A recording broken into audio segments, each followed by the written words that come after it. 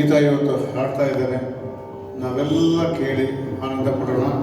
ಹಿಂದ್ಗಡೆ ಕೂತ ರಾಮಕೃಷ್ಣ ಪರಮಹಂಸರು ಗೊತ್ತಿದೆ, ಸಂಗೀತ ಬಂತು ಅಂದ್ರೆ ಸಮಾಧಿಗೆ ಹೋಗ್ಬಿಡ್ತಾ ಇದ್ರು ಅಂತ ಕೇಳಿರ್ಬೇಕು ತಾವೆಲ್ಲ. ವಿವೇಕಾನಂದ ಕೂಡ ತಬಲಾ, ಮತ್ತು ಇವರು ನಮ್ಮ ಕೂಡ ದೇವೇಶ ಕೂಡ ತಬಲಾ ನುಡಿಸ್ತಾ ಇದ್ದವರು. ನಮ್ಮ ಆತ್ಮೀಯರಾದ ಗುರುಮೂರ್ತಿ ವೈದ್ಯರ ಶಿಷ್ಯ ಆಯ್ತಾ, ತುಂಬ ಸಂತೋಷ. ವೈದ್ಯರು ಈ ವೇದಿಕೆ ಬೇಕಾದಷ್ಟು ನುಡಿಸಿದ್ದಾರೆ, ಅವ್ರ ಶಿಷ್ಯರು ನಡೆದಿದೆ. ಆ ಒಂದು ವೇದಿಕೆಯಲ್ಲಿ ಇವರು ಗುರುಗಳ ಹಾಡಿರೋ ವೇದಿಕೆಯಲ್ಲಿ ಇವರು ಗುರುಗಳ ಕಾರ್ಯಕ್ರಮ ನೆಕ್ಸ್ಟ್ ಮಂತ್ 18ಕ್ಕಿದೆ. ವೇದಿಕೆಯಲ್ಲಿ ಇವತ್ತು ದೇವೇಶ್ ಅವರು ಹಾಡ್ತಾ ಇದ್ದಾರೆ. ಅವ್ರಿಗೆ ಭಗವಂತ ಅನುಗ್ರಹ, ನಿಮ್ಮೆಲ್ಲರ ಆಶೀರ್ವಾದ ಸದಾ ಇರಲಿ, ಚೆನ್ನಾಗಿ ಮೂಡಿ ಬರಲಿ ಕಾರ್ಯಕ್ರಮ ಅಂತ ಕೇಳಿಕೊಂಡು ಅವ್ರಿಗೆ ಸ್ವಾಗತ ಹೇಳ್ತಾ ಇದ್ದೀನಿ.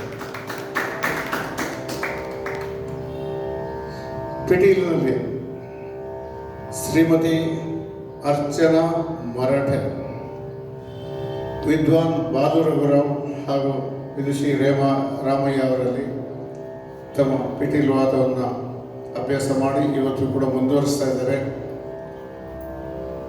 ವಿದ್ವತ್ತಾಗಿದೆ ಸಂಗೀತದಲ್ಲಿ, ಸಾಕಷ್ಟು ಜನ ಕಲಾವಿದರುಗಳು ನುಡಿಸಿದ್ದಾರೆ. ಇವತ್ತು ಈ ಒಂದು ಪವಿತ್ರ ವೇದಿಕೆಯಲ್ಲಿ ಆಕೆ ಕೂಡ ಆಗಮಿಸಿದ್ದಾರೆ. ಈ ಒಂದು ಕಾರ್ಯಕ್ರಮಕ್ಕೆ ನಮ್ಮ ದೇವೇಶ್ವರಿಗೆ ಮೆರುಗು ಕೊಡೋದಕ್ಕೆ ಕೂತ್ಕೊಂಡಿರೋಕ್ಕೆ, ಈ ಕಚೇರಿಯಿಂದ ಇನ್ನು ಶೋಭೆ ತರಕ್ಕೆ ನೆರವಾಗ್ತಾ ಇದ್ದಾರೆ. ಜೊತೆಗೆ ಅವರು ಕೂಡ ನಮಗೆ ಯುವ ಕಲಾವಿದೆ, ಅವ್ರಿಗೂ ಕೂಡ ನಮ್ಮ ನಿಮ್ಮೆಲ್ಲರ ಪರವಾಗಿ ಸುಸ್ವಾಗತ.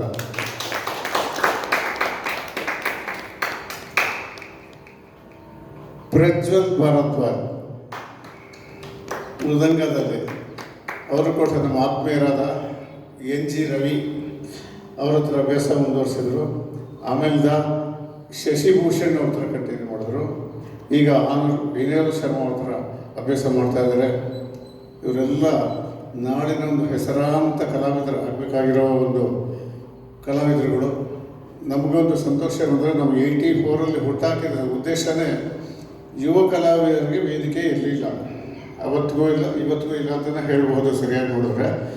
ಆಗಿದೆ ಆದ್ದರಿಂದ ಆ ಒಂದು ಇದಕ್ಕೆ ಅವ್ರಿಗೆ ಶಾಸ್ತ್ರೀಯ ವೇದಿಕೆಯನ್ನು ಕೊಡಬೇಕು ಅಂತ ನಮ್ಮ ಗುರುಗಳು ಶೇಷಾದ್ರಿಗಳನ್ನು ಮಾಡಿ ಅವ್ರಿಗೆ 60 ವರ್ಷ ಆಗಿದ್ದಾಗ ಅವ್ರಿಗೊಂದು ವೇದಿಕೆ ಮಾಡಬೇಕು ಅಂತ ವೇದಿಕೆಯನ್ನು ಬಿಟ್ಟಾಕಿ ಇದುವರೆಗೆ ಸಾಕಷ್ಟು ಜನ ಇಲ್ಲಿ ಹಾಡಿ ನುಡಿಸಿ ಇವತ್ತು ಶ್ರೇಷ್ಠ ದರ್ಜೆಯ ಕಲಾವಿದರಾಗಿದ್ದಾರೆ ಯುವ ಕಲಾವಿದರುಗಳು.